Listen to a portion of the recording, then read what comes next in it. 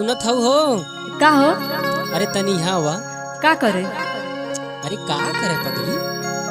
तो बोलबा। बहुत प्यार से बुलाओ थे ने। हम ना आई। काहे हो? सुना सुनावा।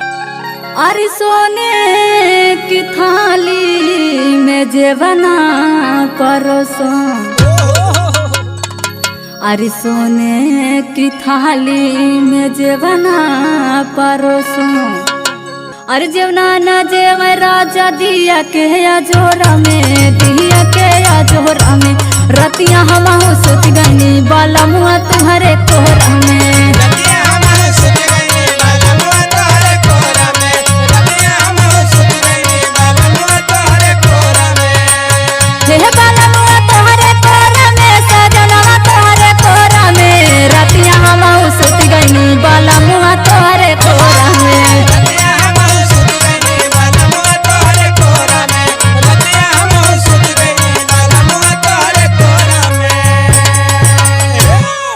और सुना।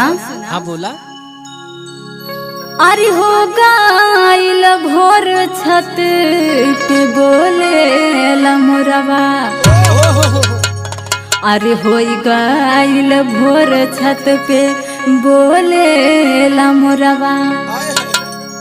अरे टूट गई नी झूलनी राजाऊ तोहरे छोरी छोरा में हो, तोहरे छोरी छोरा में। रतिया हम सोच गई बाला मुआ तोहरे कोहरा में।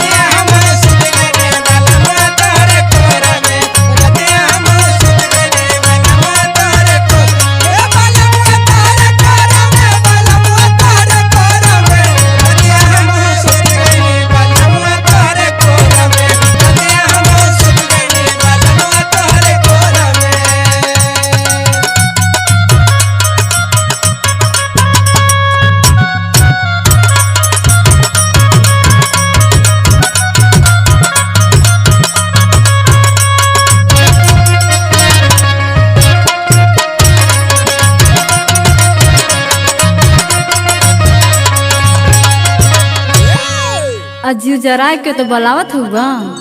अरे ऐसा ना बात है पगली। सुना। सुनावा। हर पाई के मौका जक्सन मरला तू एक्शन। अरे पाई के मौका जक्सन मरला तू एक्शन।